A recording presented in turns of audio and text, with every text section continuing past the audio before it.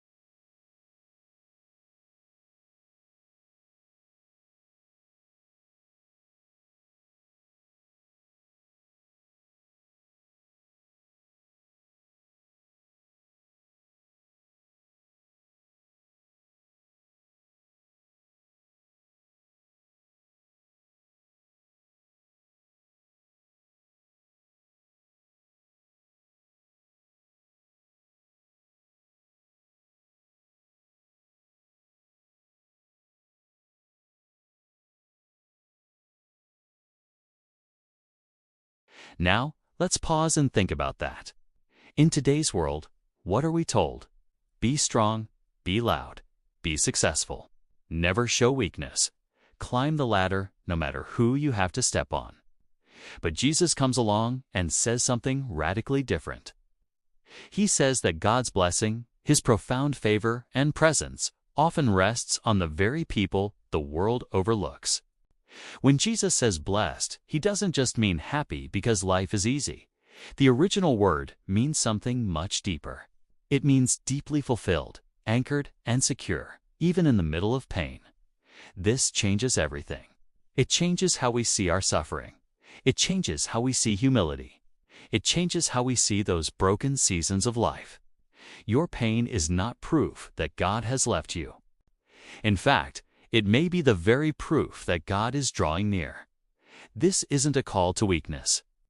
It's an invitation to find a strength that the world kuon give and kuon take away. Then, Jesus goes even deeper. He moves from our outward identity to our inner reality. He says things like, "You've heard it said, 'You shall not murder.' But I tell you that anyone who is angry with a brother or sister is subject to judgment." He says that looking at someone with lust is the seed of adultery in the heart.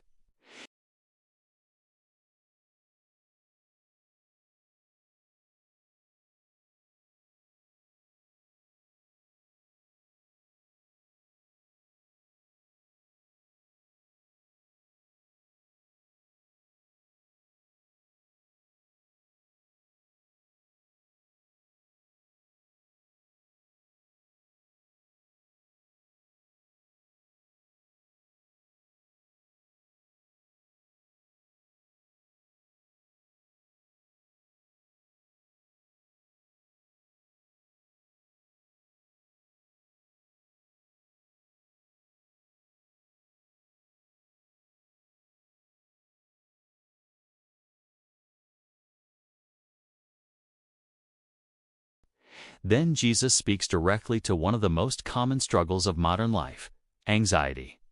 He says, "Therefore I tell you, do not worry about your life, what you will eat or drink, or about your body, what you will wear." He tells us to look at the birds of the air.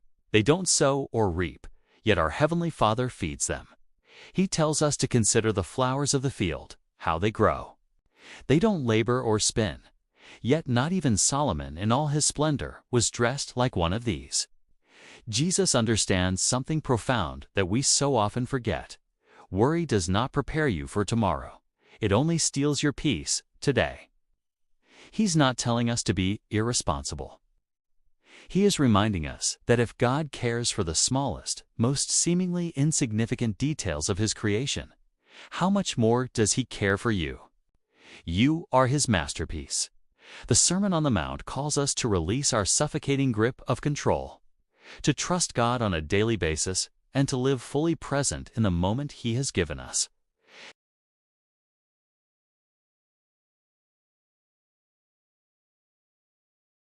And just when you think it can't get any more challenging, Jesus says something that feels almost impossible.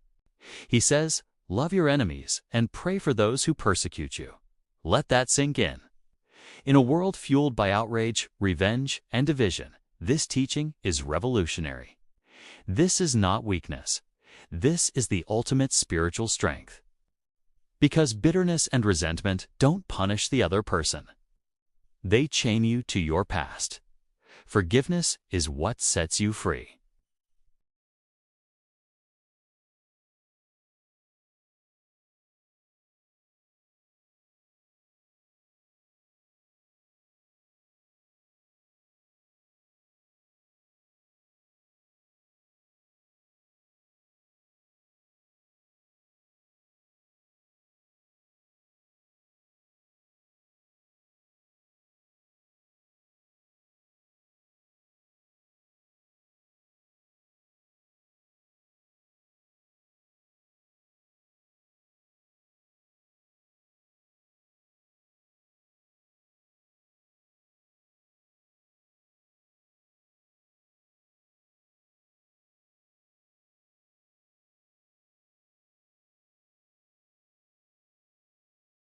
Hearing these words is like admiring the blueprint for a strong house.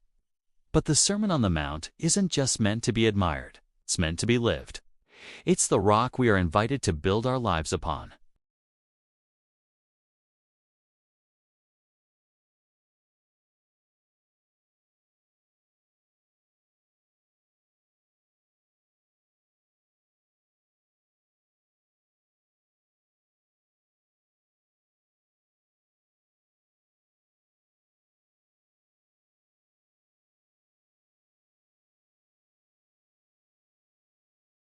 And remember, the words of Jesus don't just inform us, they have the power to transform us. Thanks for watching.